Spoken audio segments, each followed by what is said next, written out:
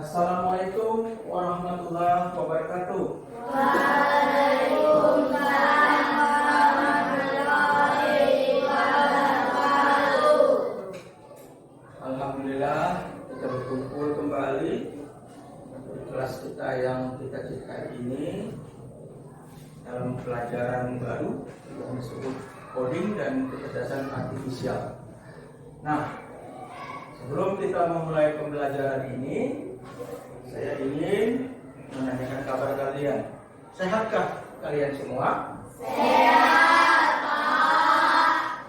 Jadi semua sehat ya? Sehat, Pak. Saya absen dulu. Ada yang tidak datang hari ini? Tidak, Pak. Tidak. Hadir semua? Hadir, Pak. Ya, bagus. Semua sudah hadir. Mari kita berdoa agar pelajaran kita ini bisa kita dapatkan ilmu pengetahuannya dan menjadi ilmu yang bermanfaat nantinya untuk kita di masa yang akan datang. Mari berdoa dipimpin oleh salah satu rekan kita. Silakan. Sebelum pelajaran mulai kita berdoa menurut agama masing-masing. Dimulai.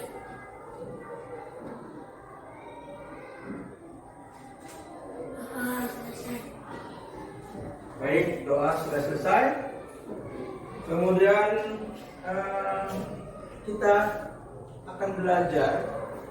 Untuk belajar ini tentu kita harus fresh. Biar fresh, kita adakan sedikit permainan. Permainannya adalah mungkin masih ingat tentang botak, batik, batuk. Ingat ya? Baik, semuanya pada berdiri semua dulu. Kalau saya katakan botak, maka pegang kepala. Kalau saya katakan batik, pegang baju. Boleh begini? Boleh. Kalau saya katakan batuk, pegang mulut. Ya. Jadi kalau ada yang salah instruksinya berarti orangnya belum fokus. Coba saya mulai ya. Kita mulai sama-sama. Ayo. Batuk, batik, botak. Bagus. Botak, batuk, batik. Oke. Batik, batik, botak, batuk, batuk, batuk, batik, botak, batik, botak, batik, botak, batuk, batuk. Sudah ada yang oke. Oke, tepuk tangan untuk kita semua. Oke, ini semua sudah cukup fokus karena masih fresh pagi hari. Kembali. Ya, ada tadi sedikit terlambat aja ya. Kalau terlambat instruksinya itu salah satu indikasi kita kurang fokus. Tapi penilaian seluruhnya bagus karena masih pagi ya. Masih fokus. Baik, ya. Hari ini pelajaran kita, mari kita bahas tentang berpikir komputasional. Berpikir komputasional ya adalah berpikir yang menggunakan metode menyelesaikan masalah dengan menerapkan teknik berpikir ala-ala komputer. Kamu tahu komputer? Tahu, Pak. Komputer itu alat apa? Ada yang tahu? Alat yang digunakan untuk membantu tugas manusia. Apa salah satu fungsi daripada komputer? Mengolah data. Jadi data yang diolah itu data apa ya kira-kira? Yang bisa diolah oleh komputer? Ini pelajaran yang lalu, juga kita singgung. Ada data angka, ada data teks, ada gambar, ya kan? Apalagi selain itu, gambar bergerak namanya apa? Kalau gambarnya bergerak, video, animasi, itu komputer bisa semua mengelola datanya. Jadi game juga begitu ya. Game itu kan gambar bergerak, jadi game bisa diolah di dalam sistem komputer. Nah, jadi pengertian tentang cara berpikir komputasional itu adalah sebenarnya sangat gampang kita untuk memahaminya. Apalagi kalau kita sering memakai yang namanya komputer. Nah, kalau komputer ini kalau dengan manusia mana yang lebih cepat proses pikirnya? Kadang-kadang kita kalah cepat sama komputer.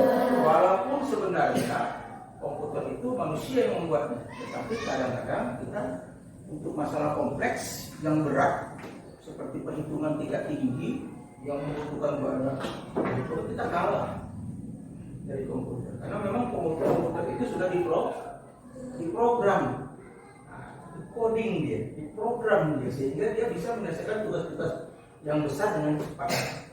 Beda dengan manusia, kita harus berpikir keras untuk menyelesaikan itu dengan berbagai macam teknik penyelesaian.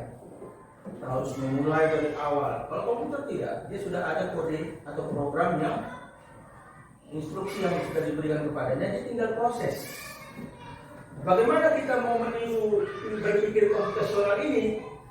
Sebenarnya dalam kehidupan sehari-hari kita sudah menerapkan ini tanpa kita sadari. Terkadang kita sudah berpikir ala-ala komputer.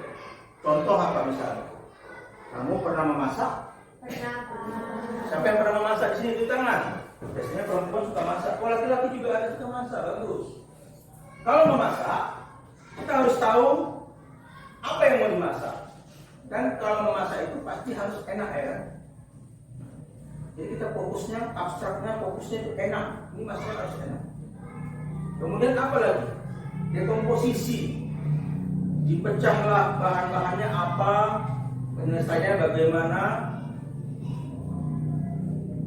polanya apa pola. Misalnya kalau kita mau masukkan bumbunya, biasanya dulu mama saya masukkan setengah sendok garam, maka saya masukkan setengah sendok garam. Kenapa? Karena pola itu sudah diikuti sejak lama, berulang-ulang. Kalau kita taruhkan 2 sendok garam jadi habis dah, sudah tak bisa dimakan aja kan, asin. Jadi algoritmanya apa, langkah-langkahnya, urutannya bagaimana harus diikuti. Jadi berpikir sebenarnya kita sudah berpikir komputasional dalam kehidupan kita sehari-hari.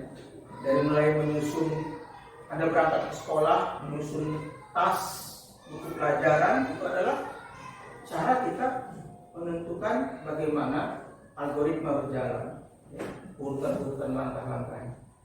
Nah, hari ini kita akan belajar lagi lebih jauh, lebih mendalam. Nantinya dalam pembelajaran ini Bapak akan memberikan tugas juga ya kepada kalian semua.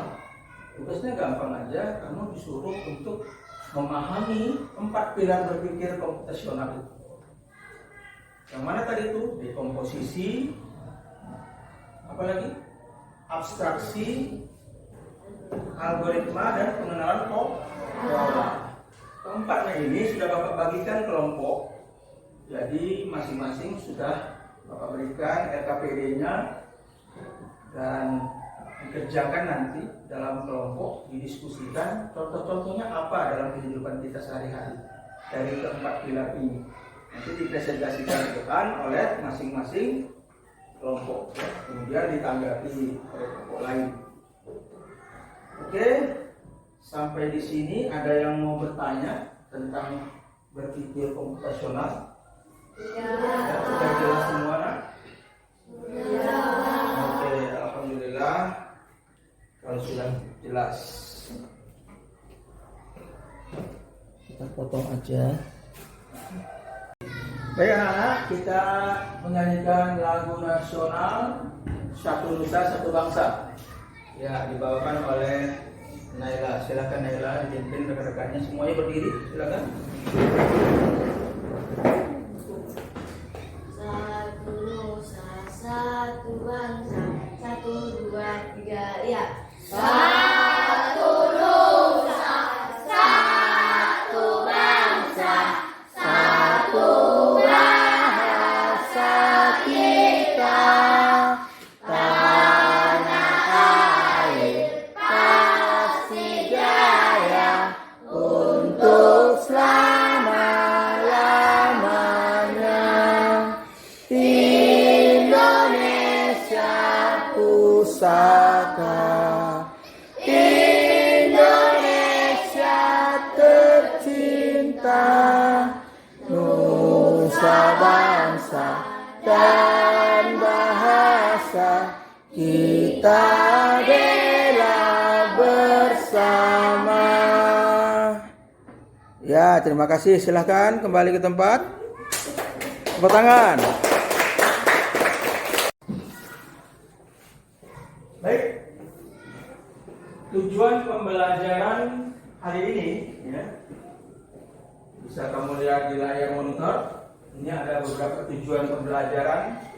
Ya, setelah kita mengikuti pembelajaran ini, maka diharapkan peserta didik mampu menjelaskan, ya, pengertian berpikir komputasional secara sederhana. Kemudian yang kedua, peserta didik diharapkan mampu mengidentifikasi masalah yang dapat diselesaikan dengan pendekatan berpikir komputasional. Yang ketiga, peserta didik diharapkan mampu menerapkan konsep dekomposisi, pengenalan pola, abstraksi, dan algoritma dalam menyelesaikan permasalahan sederhana. Dan yang terakhir, peserta didik mampu membuat urutan langkah-langkah algoritma secara tertulis melalui aktivitas unplugged. Unplugged itu aktivitas artinya tanpa menggunakan perangkat komputer. Jadi dalam dunia coding ada dua versi. Yang pertama plugged dan yang kedua unplugged. Apa itu plugged? Plugged itu menggunakan komputer belajarnya atau memecahkan masalahnya. Misalnya kita membuat kode program game atau menyelesaikan masalah-masalah terkait mengenai rancang bangun. Tapi kalau itu tentunya untuk tingkat yang lebih tinggi dari kita, yaitu tingkat SMA atau perkuliahan, nanti kita bisa diajak untuk bermain game, membuat game dan lain sebagainya. Untuk tahapan kita ini, Bapak berikan dulu sesi unplugged-nya saja. Jadi bagaimana kita memecahkan masalah tanpa harus menggunakan alat komputer. Bisa, tentu sudah bisa kita laksanakan tanpa sadar. Kita sudah lakukan itu dalam kehidupan sehari-hari kita. Jadi itu tujuan pembelajaran yang akan kita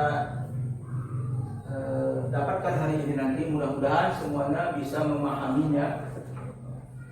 Ini dia materi pembelajaran kita, yaitu yang pertama tadi harus mengerti tentang apa itu berpikir komputasional. Dan yang kedua, sesi kedua berikutnya nanti adalah kita mengenal empat pilar berpikir komputasional. Dekomposisi, pengenalan pola, abstraksi, dan algoritma.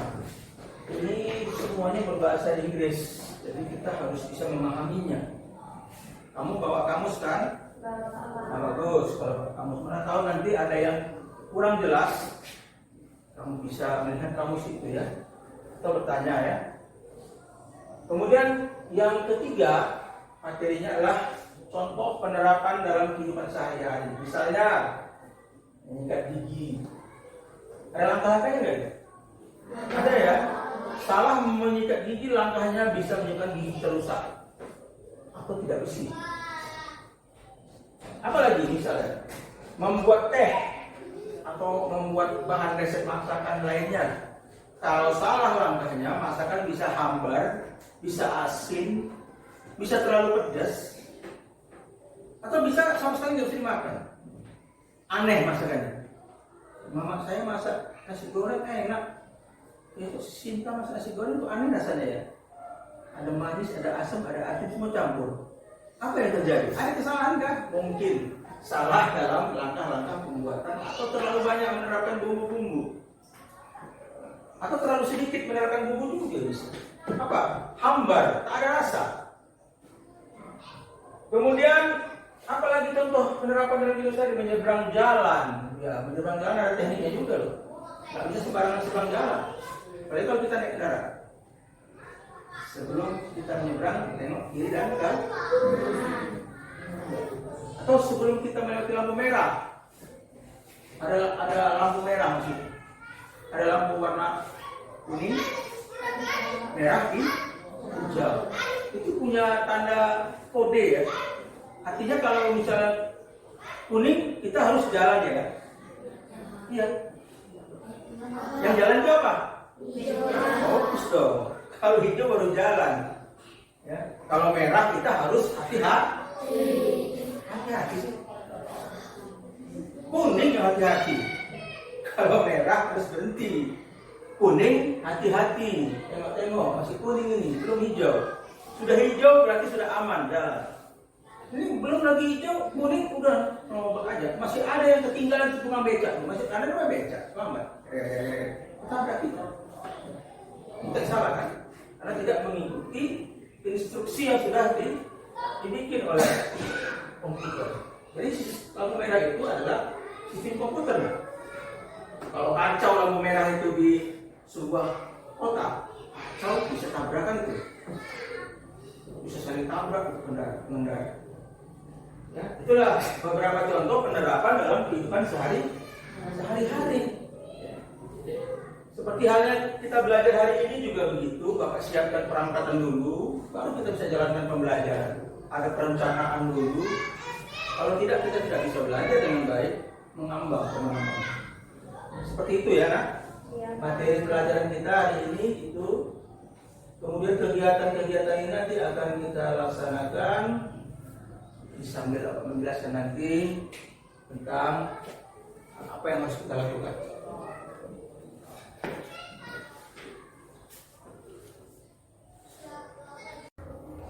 Baik, untuk materi pembelajaran biar lebih fokus lagi, lebih paham lagi tentang berpikir komputasional, Bapak akan putarkan video tentang berpikir komputasional. Kamu coba lihat tampilan videonya dan coba dipahami anak-anak. Ya, Pak.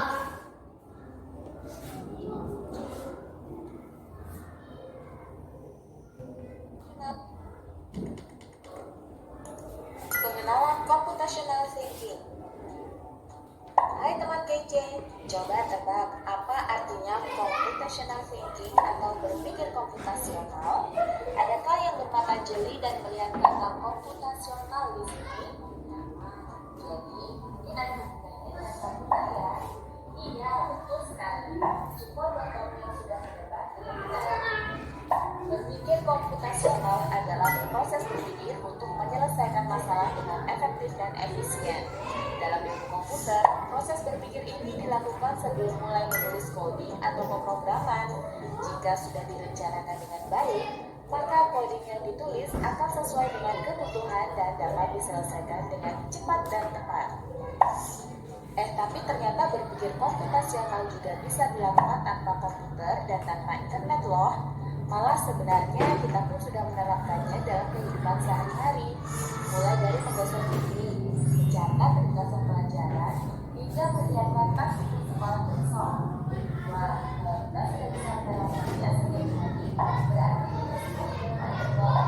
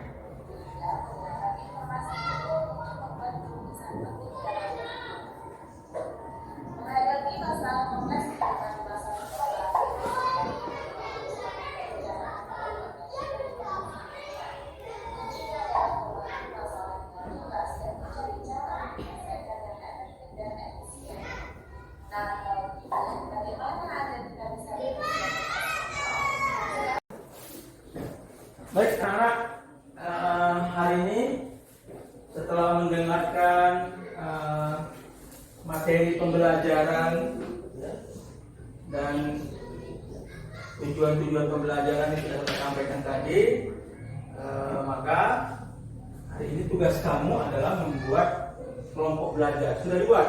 Oke. Terbentuk ya. Ada kelompok. Ini kelompok mana ini? Kelompok Hashirama. Yang di sana? Naruto. Ini kelompok Sakura. Berarti nama-nama kelompoknya diambil dari film Naruto. Wah, ini penggemar Naruto. Ini penggemarnya gurunya apa muridnya? Aku udah tahu ya bapak ini penggemar Naruto sejati. Berarti kamu juga ya. Kalau film Naruto itu apa pelajaran yang bisa kamu ambil di sana? Siapa yang senang nengok film kartun? Semua senang? Senang, Pak. Atau sebutannya anime ya? Ya, Pak. Film anime ini juga dibuat pakai sistem komputerisasi. Kalau tidak ada sistem komputer itu tidak terjadi. Jadi tokoh kartun itu seolah-olah hidup dan punya karakter, bahkan bisa menjiwai itu karakternya itu bisa kita ikuti. Contohnya karakter Naruto. Naruto itu anak yang bagaimana ya? Anak yang aktif. Walaupun ditinggal kedua orang tuanya sejak kecil, tapi aktif sekali Naruto itu.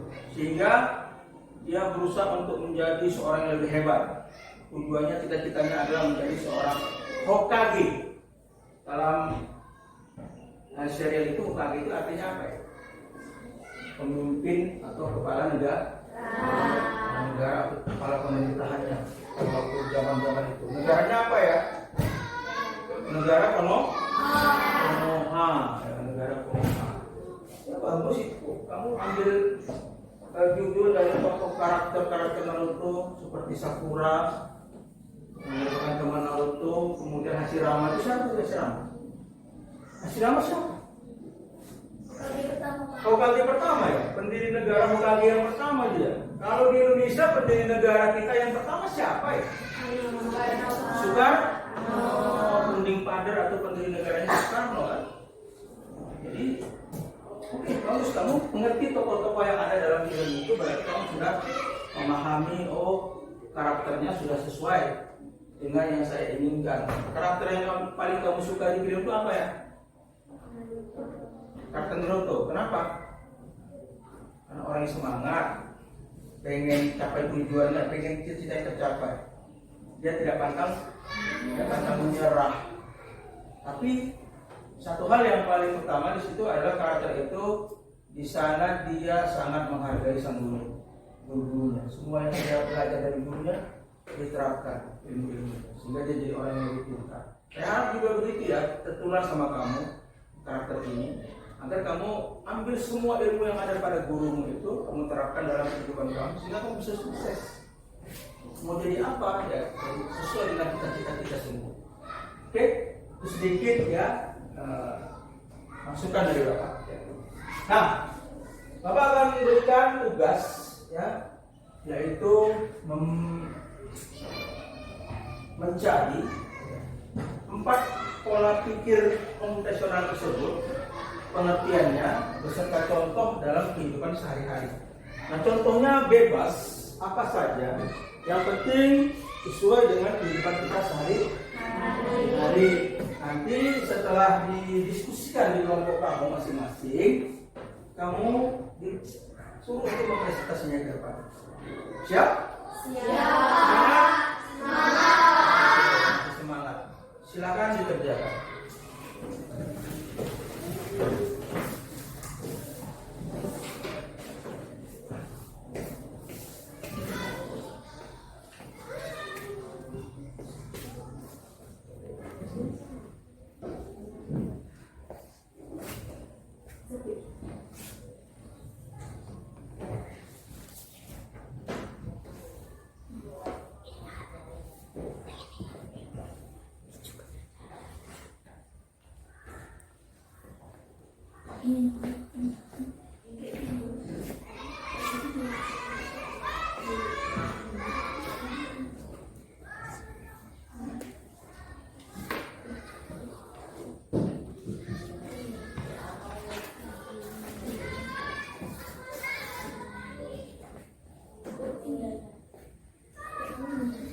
Assalamualaikum warahmatullahi wabarakatuh.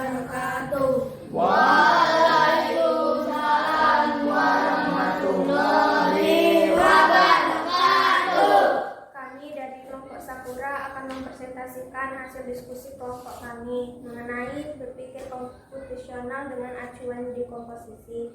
Dekomposisi berarti memecah masalah besar menjadi bagian-bagian kecil yang lebih mudah. Contoh, mempersiapkan sarapan pagi. Yang pertama, bangun tidur dan pergi ke dapur. Yang kedua, mengambil piring, sendok, dan gelas. Yang ketiga, menyiapkan makanan di piring. Yang keempat, menuang minuman ke gelas. Yang kelima, membawa makanan ke meja makan. Apakah teman-teman ada yang ingin bertanya? Saya dari kelompok Asirama, apakah ada contoh lain? Ada kegiatan berangkat ke sekolah. Yang pertama, bangun tidur dan mandi. Yang kedua, memakai seragam sekolah. Yang ketiga, sarapan pagi. Yang keempat, memetik perlengkapan sekolah. 5. Berangkat ke sekolah bersama orang tua atau naik kendaraan. Demikianlah hasil diskusi kami. Kami ucapkan Assalamualaikum warahmatullahi wabarakatuh. Waalaikumsalam warahmatullahi wabarakatuh. Assalamualaikum warahmatullahi wabarakatuh. Waalaikumsalam.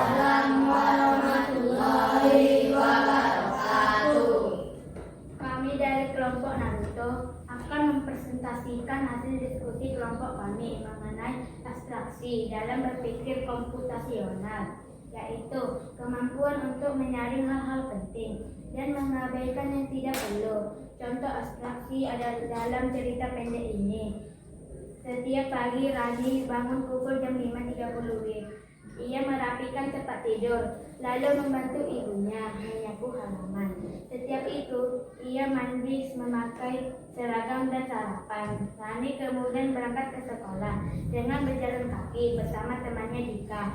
Hal penting yang dapat kami simpulkan dari cerita di atas adalah 1. Rani membantu ibunya menyapu halaman setiap pagi. 2. Rani bersiap sekolah dengan mandi, memakai seragam dan sarapan. 3. Rani pergi ke sekolah bersama temannya Dika. Penjelasan kelompok kami terhadap cerita tersebut bahwa hal-hal seperti jam bangun, tidur, dan merapikan tempat tidur tidak terlalu penting dalam konteks inti cerita tersebut sehingga disaring. Demikian hasil analis dan kesimpulan kelompok kami. Terima kasih. Ya, tepuk tangan. Kenapa ditolak-tolak lagi? Jadi jelek videonya. Kenapa kau tolak dia? Ada saja kan. Udah tepuk tangan ditolak-tolak lagi. Oke. Silahkan kembali. Kita itu aja kita ambilnya ya. Salam. Assalamualaikum warahmatullahi wabarakatuh. Waalaikumsalam warahmatullahi wabarakatuh. Kami dari kelompok Hasirama akan mempresentasikan tugas LKPD tentang pengenalan pola dalam berpikir komputasional. Pengertian pola adalah urutan suatu sistem atau bentuk yang teratur dan berulang. Contoh pola batik, pola rantai, atau angka matematika seperti 2, 4, 6, 8, dan seterusnya. Dalam kehidupan sehari kita misalnya bangun, mandi, sarapan, sekolah, makan siang, belajar, tidur. Kesimpulan kami, manfaat mengenali pola dalam kehidupan sehari-hari. 1. Membantu kita memahami kebiasaan dan mengatur waktu dengan lebih baik. 2. Memudahkan dalam menyelesaikan permasalahan karena kita tahu urusannya. 3. Membantu kita berpikir lebih terstruktur dan logis. Sekian dari kelompok kami.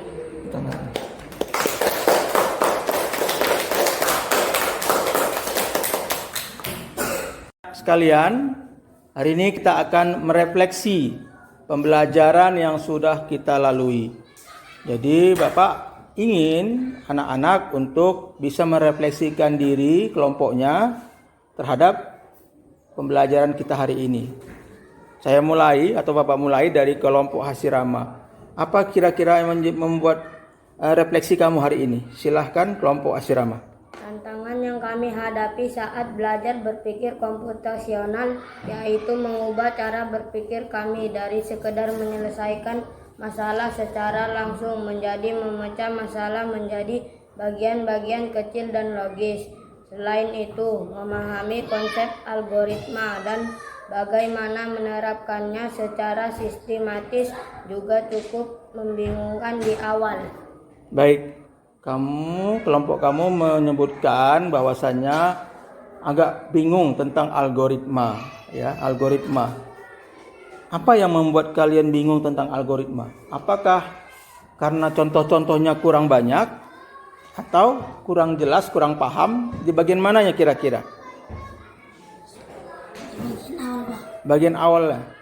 Misalnya pengertian algoritma tadi apa? Coba siapa yang tahu pengertian algoritma? Algoritma itu adalah membuat urutan-urutan langkah-langkah. Ini sebenarnya dalam matematika sudah kita pelajari algoritma itu sebenarnya. Urutkan langkah-langkah prosesnya bagaimana kita bisa nanti bertamasya. Apa yang harus kita lakukan? Bagaimana perjalanan kita menuju ke tempat wisata itu? Apa yang harus kita pesan? Apakah kita melakukan perjalanan itu dengan jalan kaki, naik kendaraan? Ya, itu kita proses dulu langkah-langkahnya atau rencana-rencana. Itu kita yang susun. Sebenarnya algoritma itu menyusun rencana-rencana. Semua pasti punya rencana. Ya kan? Kamu juga kan punya rencana dalam kehidupanmu. Apa rencana-rencanamu akan bisa mencapai cita-citamu? Oh, aku harus belajar. Aku harus capai nilai tinggi. Nah, itu kan semua rencana-rencana. Untuk apa? Paling tidak kalau dengan nilai tinggi kita bisa mendapat beasiswa. Sehingga kita bisa sekolah lebih tinggi. Bapak rasa itu ya yang perlu kamu pahami lagi. Terima kasih atas masukan dari kelompok Hashirama.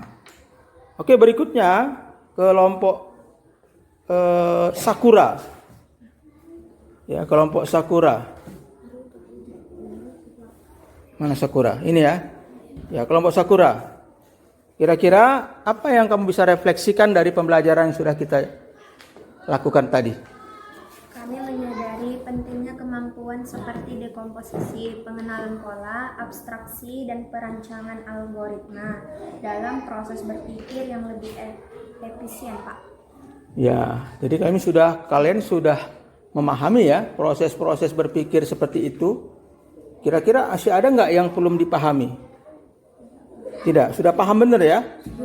Bagus, ini contoh yang baik ya.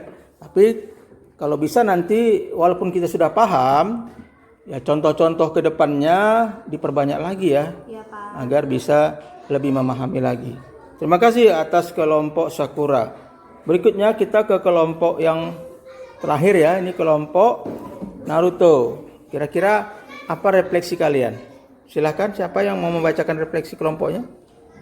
Hal baru yang saya ketahui setelah mempelajari berpikir komputasional, saya jadi tahu bahwa berpikir komputasional bukan hanya digunakan dalam dunia komputer atau pemrograman, tapi juga bisa diterapkan untuk menyelesaikan berbagai masalah dalam kehidupan sehari-hari.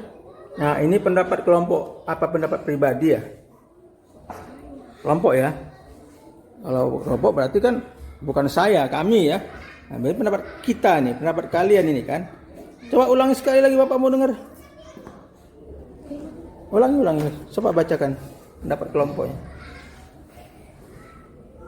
Hal baru yang kami ketahui setelah mempelajari berpikir komputasional, saya jadi tahu bahwa berpikir komputasional bukan hanya digunakan dalam dunia komputer atau pemrograman, tapi juga bisa diterapkan untuk menyelesaikan berbagai masalah dalam kehidupan sehari-hari. Oke, jadi proses berpikir komputasional ini bukan harus kita menggunakan komputer ya nak, tetapi untuk proses selanjutannya dalam kehidupan sehari-hari juga bisa kita terapkan sehingga kita bisa memecahkan berbagai masalah-masalah itu dengan baik, dengan efisien dan dengan tepat ya. Jadi tidak terlalu bertele-tele. Masalah-masalah yang akan kita pecahkan itu tidak berlarut-larut kalau kita berpikir secara komputasional. berpikir komputasional itu sangat penting bagi kita, terutama bagi siswa ya, yang notabene adalah sebagai seorang pelajar yang haus akan ilmu pengetahuan dan haus akan bagaimana cara untuk menyelesaikan permasalahan-permasalahan, baik permasalahan pada diri sendiri, di keluarga, ataupun permasalahan-permasalahan di lingkungan sekitar kalian. Ya, jadi sangat baik sekali kalau ini kita terapkan dalam diri kita masing-masing. Jadi kesimpulan dari Bapak hari ini adalah bahwasanya berpikir komputasional itu ya, bukan hanya berpikir dengan cara-cara seperti dilakukan oleh komputer, tetapi berpikirnya lebih jauh ya, kritis ya, untuk menyelesaikan permasalahan-permasalahan. Sebentar. Baik, terima kasih anak-anak sudah menyampaikan refleksi masing-masing kelompok ya, tentang pembelajaran kita hari ini berpikir komputasional. Nah, Bapak simpulkan hari ini bahwasanya berpikir komputasional itu merupakan keterampilan yang fundamental, yang sangat berguna tidak hanya dalam ilmu komputer, tapi juga dalam kehidupan sehari-hari. Ini membuat kita lebih mengasah pola pikir dan lebih terorganisasi, sehingga masalahnya bisa lebih cepat diselesaikan dan lebih efektif. Itulah kesimpulan umum yang bisa Bapak sampaikan pada pembelajaran kita hari ini. Mudah-mudahan pembelajaran kita hari ini bisa bermanfaat bagi kita semua, bagi saya juga pribadi, sehingga di kemudian hari kita semua mampu memecahkan masalah-masalah yang kehidupan kita sehari-hari. Demikian pembelajaran hari ini saya tutup. Wabillahi taufiq wal hidayah. Assalamualaikum warahmatullahi wabarakatuh.